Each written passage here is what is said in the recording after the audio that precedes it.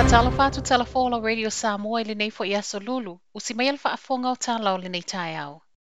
E whai ta wafe tangata ni usila o lo poloka i atunu I fafo, na tau whao ina avanoa I no fuanga whaanofo e se ana po. Tolu wafe fitu se lau se fulu valu potu mo le masino o ke topa, Novemba ma te sema, na tu e tatala mai le tula e lima I le fiafia na nafi mo le whaatawino vouchers online mo no fuanga whaanofo e sea. Ma o leana Vave tatala I le afo le whae tusa matala mai le pūlengo no fuanga whaanofo e sea, ona o le toʻatele na Vave anga I ane I le upenga tawhailangi mo bookings. E tā ane le ono I le fiafi wo o atu I le luas fuluono afe fitu se lau tangata le umi o le kiu. I le tu whaatasingo I latou na ulufale le booking system mo so latou avanoa. E tolus fulutasi afe, tolu se lau se fulu iwa. Ma e na ole ono afe lua se lau tolus fulutasi I latou na manuia mai le se lau luas fululima tunu ese. I moli maua nisi ana poitala le tio ni usila, e le itaina le fitu ai sau notifications po o whaailoilo mai le system, wa le aini avanoa. O le toʻatele le imanuia e ui le fia ai ua whailo le ato e tau mawhai a tili nisi potu e toi whaamatu mai. Se fulu lua afe isi potu na whailo mai tamaitai Palemia Jacinda Ardern o le ato e whaamatu mai I vaiaso I luma. Ai mai le pulengo no whanga whaanofo e se ana po, o isi avanoa le a whaamatu mai le aso lua o le vaiaso a sau e ui e le o mautino le taimi. E se mai no whanga whaanofo e sea, o le aso fo I ana nafi na whaalau I lo mai ai le kamupani vaalele le e ni usila le whaopopo le isi tolus fulutasi whai ngā malanga sone lanu mū. Mo I latou umo lo I ausatalia toe fia fo I mai le masino te sema. Ma o nei whai ngā malanga I whaato a mawhaio na totongi le pasese pe a mautinoa wa maualau potu I no whanga whaanofo I sea. O lea walo ia I le so nisi o suinga mo tangata Aukilani e mawhai na Kolosi a tuaoi.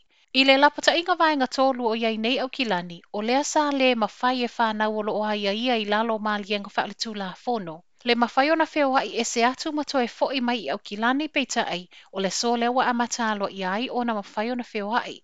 O whanau nei o lo o tausi lua e mātua e se no whangono no fuai. Ma e tatau na whaia siake lo COVID tutono le fitu aso e au fiele alu e se atu ma le toe fo I mai I Aukilani. E o lava fo I whanau a onga o lo poloka I Aukilani ai o lo o a o onga I whafo atu atua o Aukilani. O lea ua mawhai o no e se atu.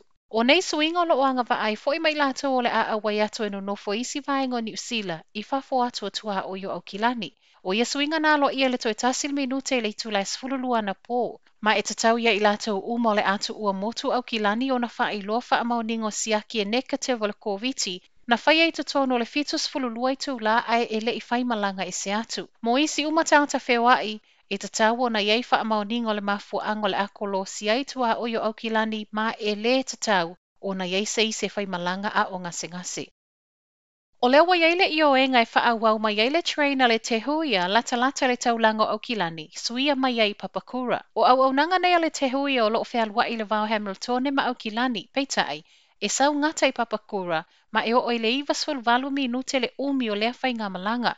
To e whaopopo iei Malaysi lata I le tasi le tula, e whaauau mai iei pase se isi train se Predoman. Peitai o le whanotanga le vai aso nei wa whailoa se tasi o councillor a le council Hamiltone, o le o iei le maliengo le a whaauau mai le o ngā tutono Aukilani pe a tusai, ma vaengo lapata ingo lo iei nei Aukilani.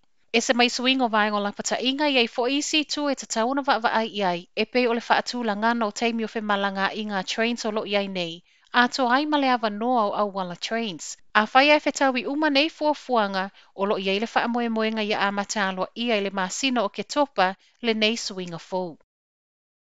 Ua iei reporti o se leoleo na ia Kolosi a faasolitulafono tuaoi o Aukilani, ona o le fia faatasi atu I sauniga o le maliu.